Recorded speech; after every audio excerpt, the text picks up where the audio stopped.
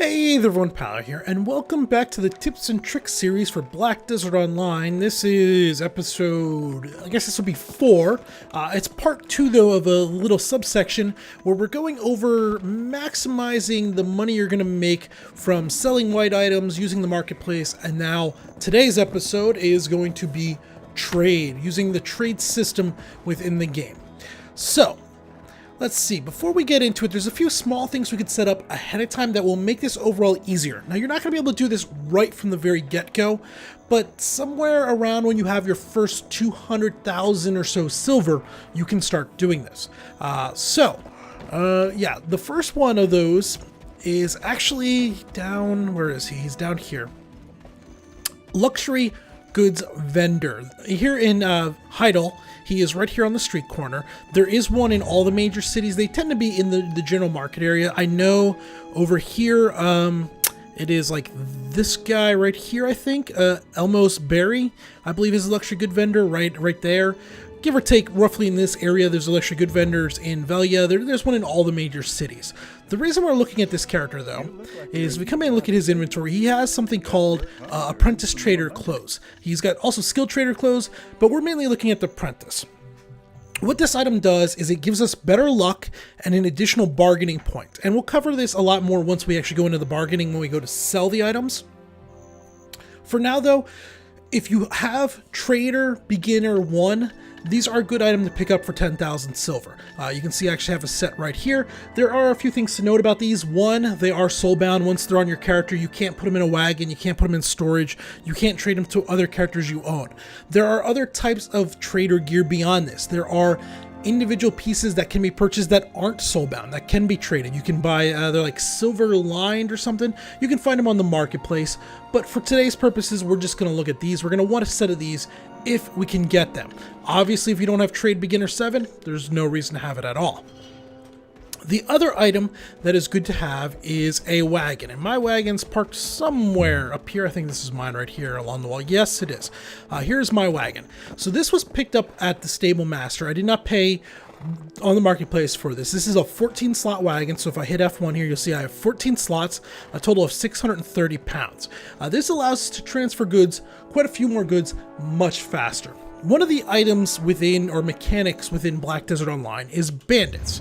If we look at the map here, here's a bandit, there's a bandit, there's a bandit, there's bandits roaming around.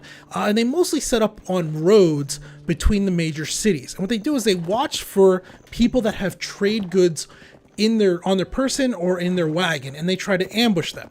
What you can do in game is you can just get a trade good item, put it on your back, and you can walk very slowly from point to point. You can carry several of them.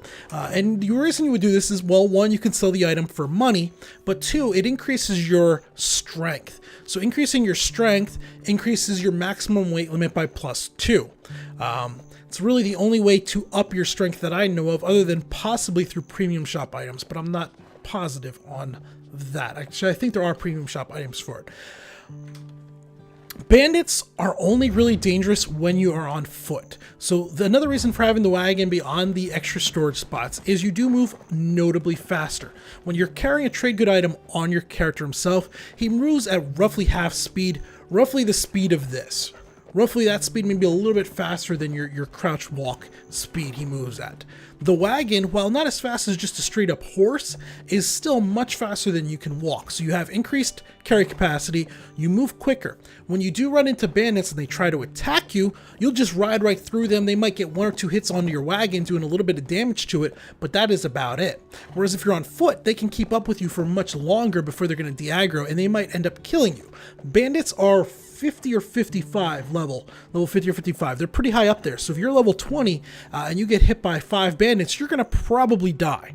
And if you die carrying a trade item, you lose or have the potential to lose several of those items. So if you have, say, 5 of them on you, you die. When you come back, you might only have 3 of them left. And there goes any profits you hope to make. So that is why a wagon is nice. Wagons can also be picked, or the wagon I got, any of the stable keepers in the major cities will sell them. If we come in here, shop, And then it is not wagon repair kit, not high quality wagon repair kit, wagon repair kit, wagon registration farm wagon. So it is 180,000 silver. It's not cheap early on, but it will more than pay for itself if you do buy one.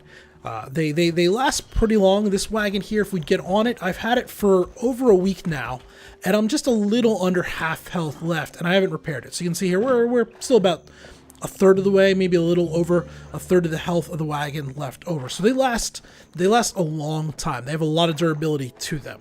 Another nice thing about the wagons, these two horses in front are my horses. I have my own horses pulling it. These horses are leveling up as I do trade missions, but they're not using up any of their stamina. So it's a good way, if you want to do horse breeding and taming, you can level your horses while doing trading missions all at the same time. It's a nice handy way. So those are the two items I would recommend having.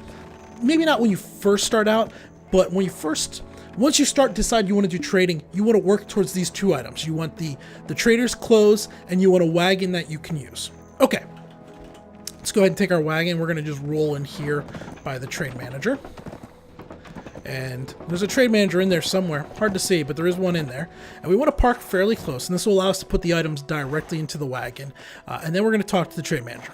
Small note, if you change characters or just log in, there's a 10-minute cooldown before you can talk to the trade manager. I should be good. I am good. I think I'm good. Yes. So here we go. Here are the items we can buy or sell. Now, items have certain properties going on based on their sell and purchase value. Since we are in Heidel, and these are items that are sold in Heidel, their return value, their market value is pretty low here. They're not going to buy a whole lot of an item that they sell themselves. On the left here, we have different options, and some of these items, if we go through here, have different conditions. So the luxury items require skilled 9, professional 1. You notice these items cost a good bit more, 6,000 and 7,000, compared to 2,300 and 540. These items are pretty darn cheap. Food items, let's see, Artisan 2, 3,000 in return. This is a low level one, so 1,000 silver, that's a lower one. But there are different items that you can only buy at a certain trade skill you have to keep an eye on.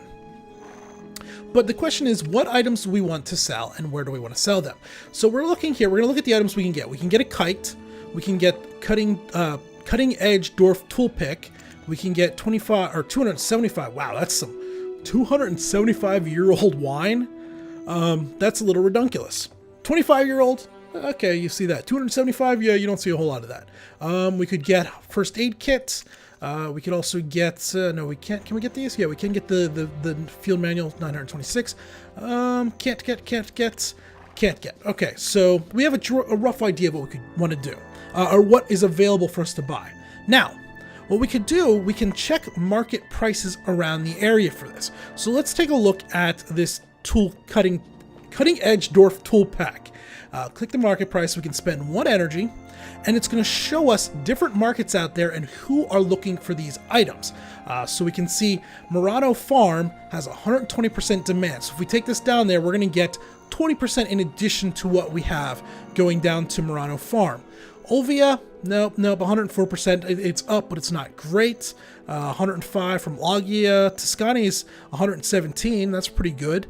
Livrano, no. These are all okay. 120 also to Finto Farm. I want to say I know where that is off the top of my head. That's the one up by Velia.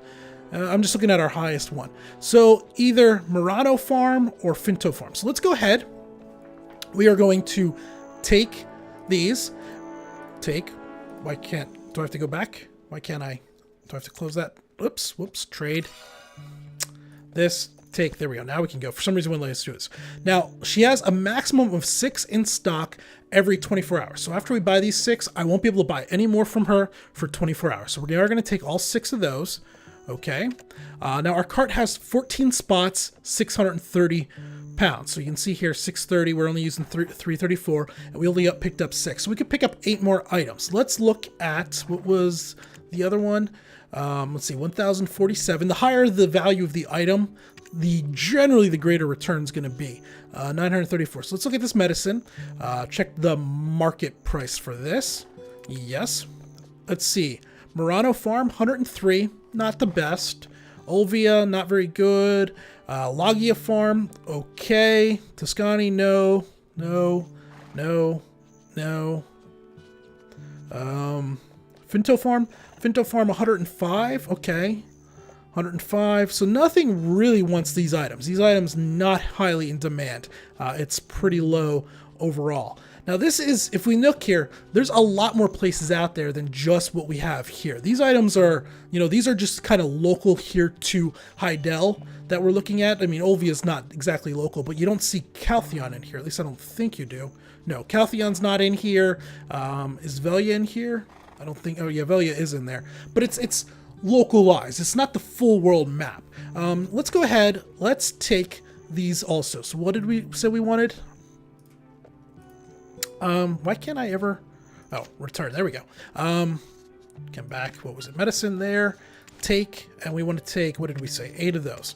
Okay, so we have our items loaded up. Actually, no, we don't. We can look down here. That's 702 pounds. We're not going to be able to do that. So we're going to have to redo this whole thing, unfortunately. We're going to return, trade. Then we're going to come back in here. We're going to take 6. Okay. And then we're going to come down here to medicine.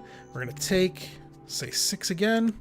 And 610. There we go. So we have 12 items now we can purchase.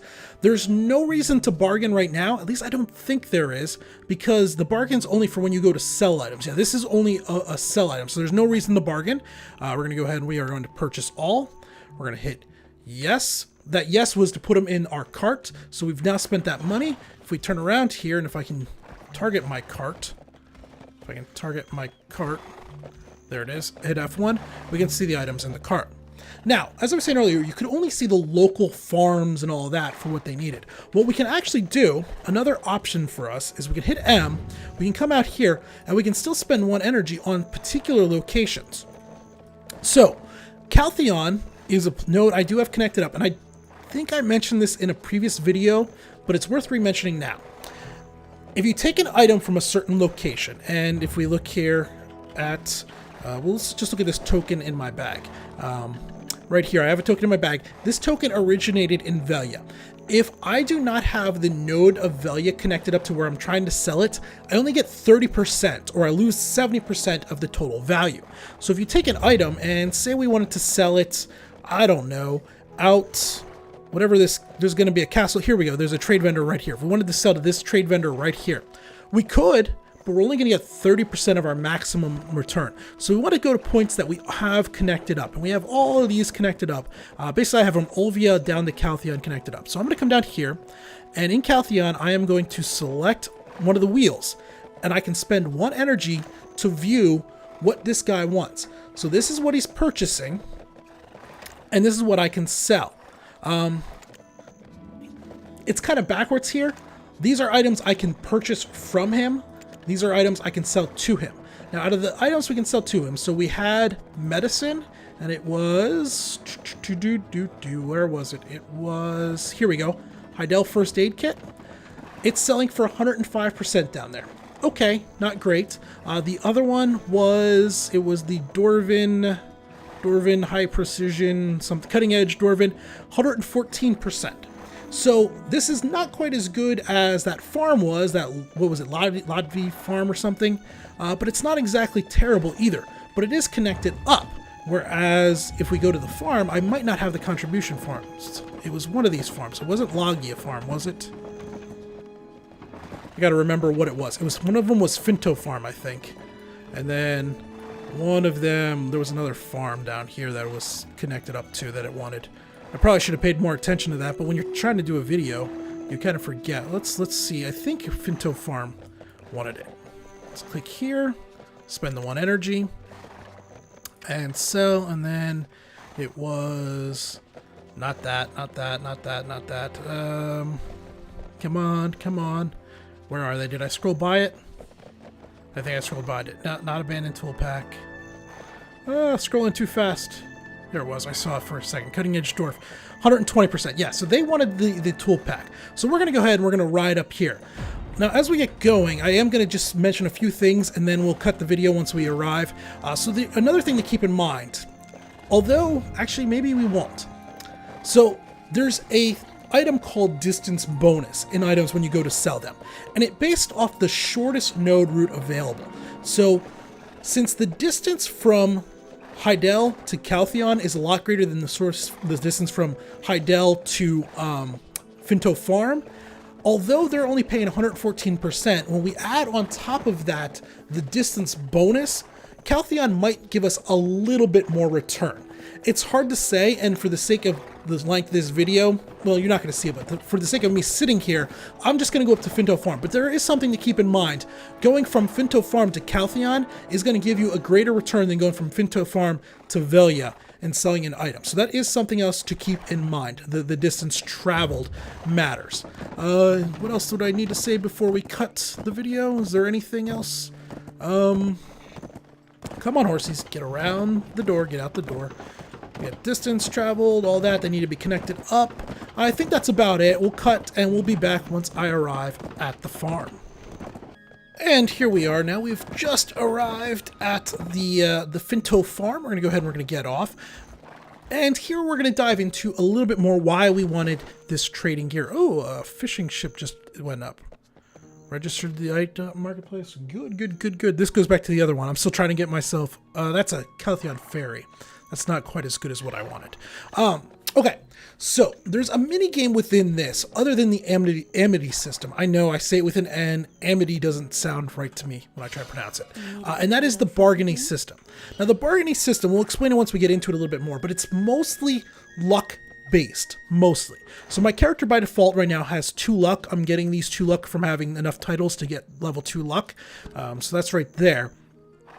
But again, the reason we purchased this is going to give us an additional one. We now have 3 luck. 3 luck gives us a pretty good chance of succeeding in the bargaining system. And if you do this 2 or 3 times with successful bargains, you're going to go ahead and it's going to have paid for itself, the trader's close. So that's a good reason to get it. All right, let's come in here, and we're going to do trade, and it's going to open up. And the first thing we're going to notice here is we can see our basic distance travel. So the coin... that one doesn't really matter. I got that as a return in Velia, so that one's real short. But the stuff coming from Hydael has a 7% travel bonus. So the distance bonus, an additional 7% on top of what we got. Whereas if we'd taken this stuff to Caltheon, this would probably be like 12, maybe 15%. So we lose, what was it? It was like 15% here, but we gain maybe 10% here. It would have roughly equaled out, give or take. Okay, the bargaining system now. What we want to do is we're going to click this. We're going to spend our 5 energy. The objective of this little mini game is to get these scales level. Now, this mostly comes down to dice rolls. What we have here is the bottom right button. This will cause the scales to move a lot. The bottom left button will cause the scales to move a little bit. Now, it doesn't matter left or right. Right now, the right side is higher, so it's going to lower the right side. But if, say, the right side was lower, it would lower the left side. We got quite a bit here, so we're going to go ahead and we will click the right one. Moved it quite a bit. Let's go ahead and we'll try that one again. Too much. Let's try a smaller one. We're close. So if we click it one more time, we have a 4th try because we're wearing that apprentice gear. We might... oh, no, we got close, but we failed. You will still fail, even with 3 luck. Let's try this one more time. Come back in here. Yes. Okay, we're going to move it a lot. Let's move it a little, and there we go. You can see they're perfectly level and balanced. There's not a whole lot of strategy here. You look at it and you say, that's kind of a lot, that's kind of a little. Try the left or right button accordingly.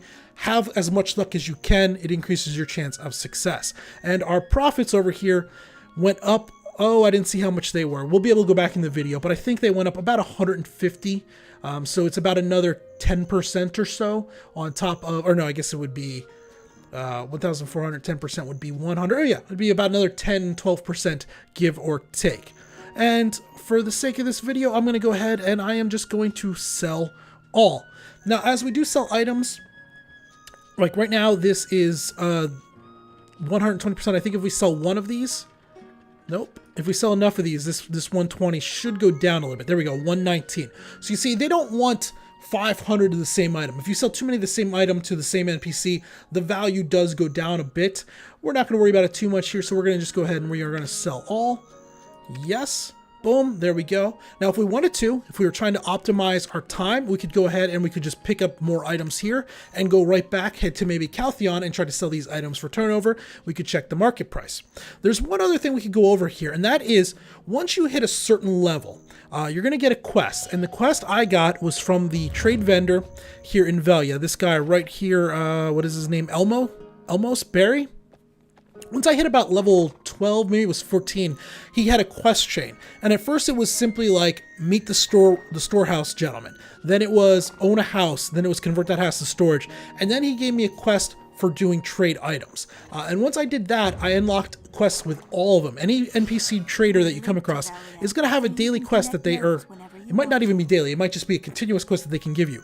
So if we look in here, we can pick up a quest, and by doing whatever, selling bunches of silver azalea roots anywhere, we'll get a little bit of contribution points. Sometimes you'll actually get a token that'll be redeemable for a trade item. Sometimes you'll get a silver coin or whatever. That bronze coin I just sold, that was from one of these. So this is something else. You could pick this up, take one of these items, and do quests as you do this for contribution points and a few other items as you go along. And I think that about covers it. That's the basics of what you need to know for trade. You buy low, you sell high. The key is knowing how to check your prices. You can spend energy anywhere, get a rough idea of what an item is going to be worth when you travel with it. You're going to want to cart as soon as you can, and trade armor is pretty nice, or the trader gear is pretty nice to have also. If you have any questions, leave them down below, and I'll try to answer those as we go, but I think that does it for today. Until next time, though, this has been Paler. Thanks for watching.